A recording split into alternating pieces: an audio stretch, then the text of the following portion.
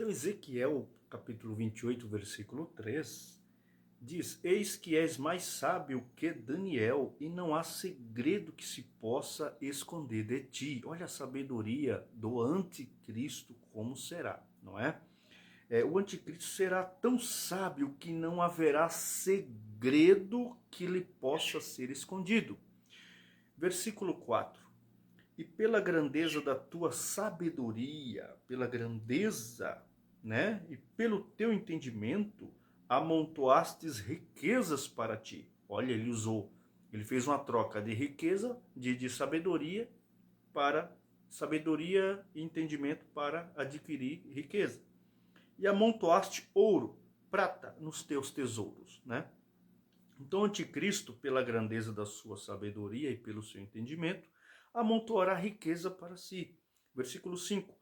Com a tua grande sabedoria e pelo tráfico do teu comércio, aumentaste as tuas riquezas, e o teu coração se engrandeceu por causa da tua riqueza. Então veja que ele vai ser presunçoso, né? Um traficante. Veja esse texto pelo tráfico do teu comércio. Olha que linguagem maravilhosa desse texto. 6. Portanto, assim diz Adonai, o Senhor Jeová, porque consideraste o teu coração como fora o coração de Deus. Olha a presunção desse homem aqui, porque o texto fala que ele é um homem, não é? O anticristo, tá bom? Então, 7. Eis que trarei sobre ti estrangeiros, os mais terríveis das nações, eles desembainharão a sua espada contra a imponência da tua sabedoria e profanarão teu resplendor. Então veja aí, meus amados irmãos, que esse texto, né, tão lindo, em Tessalonicenses, ele tem, por isso que eu falei de projeção profética, que Deus pega alguém que ainda não apareceu, que está no mundo espiritual, né? E ele vai colocar para ser revelado lá na frente. Fala, olha, cuidado que vai aparecer alguém assim, assim, assim, com essas características assim. Entendeu? Então ele fala para Ezequiel, tem alguém com essas características? Tem. Quem? Rei de Tiro. Então profetiza contra o rei de Tiro, que eu quero mostrar que tem alguém que vai aparecer lá na frente com essas características que eu quero dizer quem é para a minha igreja. Amém?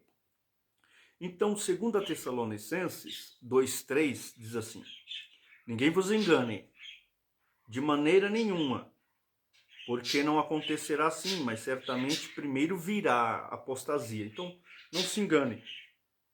Primeiramente, antes da igreja ir, antes de acontecer muita coisa, acontecerá sim.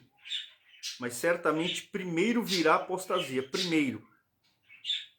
E será manifestado o homem do pecado. O homem, ele é homem. Ele é homem. Tá bom? Ele é homem. Vou mostrar aqui para você. Manifestará o homem do pecado, aquele que por natureza é filho da perdição. 2 Tessalonicenses 2:4, o qual se opõe e se levanta contra tudo que se chama Deus e que é objeto de culto, de tal maneira que se assentará como Deus no templo de Deus, querendo mostrar-se como se fosse o próprio Deus.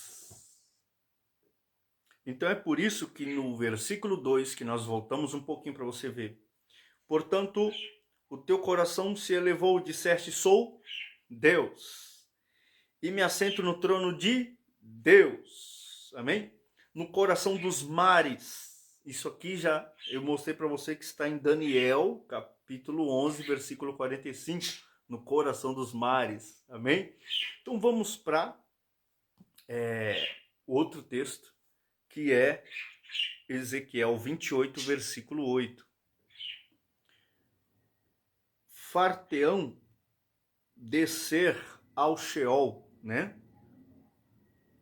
e morrerás da morte dos que foram mortos no coração dos mares. De novo a mesma palavra aí, né?